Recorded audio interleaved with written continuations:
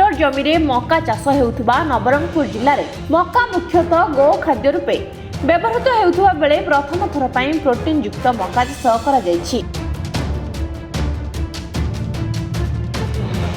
प्रथम पर्यायर 30 एकर रे करा जायथिबा प्रोटीन युक्त मका चाष को एबे 100 एकर को वृद्धि करा जायछि। एही क्रम रे आकांक्षी जिला नवरंगपुर रे डीबीटी बायोटेक प्रोग्राम रे चाषी दक्षता विकास तालीम सह मात्राधिक प्रोटीन युक्त मका और धान बिहन बंटन कार्यक्रम अनुष्ठित हो जायछि। जीव विज्ञान संस्थान भुवनेश्वर आनुकूल्य रे अनुष्ठित एही कार्यक्रम रे सांसद बलभद्र माझी मुख्य अतिथि और विधायक नरसिंह भत्रा सम्मानित अतिथि रूपे जोग देइथिले। नवरंगपुर जिले में अपपुष्टि को रोकबा पई एभली प्रोटीन युक्त मका और धानर व्यवहार करबा सह अधिक अमलक्षम मका चाष उत्पादन वृद्धि करबा पई गुरुत्व दैछथि। एही कार्यक्रम रे जीव विज्ञान संस्थान भुवनेश्वर वरिष्ठ वैज्ञानिक डॉक्टर राजेश स्वाही जोगदेई नवरंगपुर जिले में प्रोटीन युक्त मका उत्पादन वृद्धि हेले एहाकू ब्रांड रूपे ग्रहण करा जाई जिलावासी जीवन जीविकार उन्नति करा जिवो से संपर्क में आलोचना करथिले।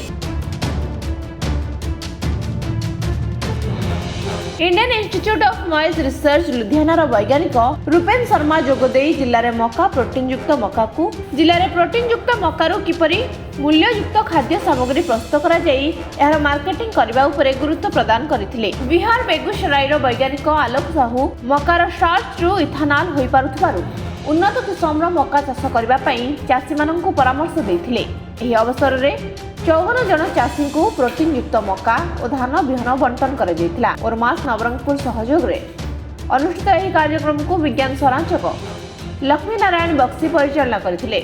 जो डिपार्टमेंट ऑफ बायोटेक्नोलॉजी रही गवर्नमेंट ऑफ इंडिया गोटे स्पेशल प्रोग्राम रही कहते बायोटेक किसान तार मूल आभिमुख्य है जो आम लैबोरेटरी मानकर उन्नत मानर मंजी तैयारी होची ज्ञान कौशल होची ताकू लोक मान पाखरे चाषी भाई भौणी मान पाखरे जिते जल्दी हम से जल्दी पहुँचे देवा।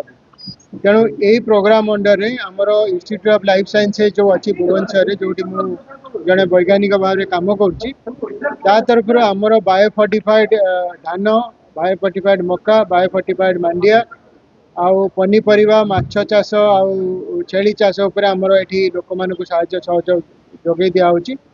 आमर जो धान चाष एवं कर प्रोटीन आउ जिंक अधिका रही से धान रे मकार आमर विटामिन ए रही आमर प्रोटीन उन्नत मानर प्रोटीन रही।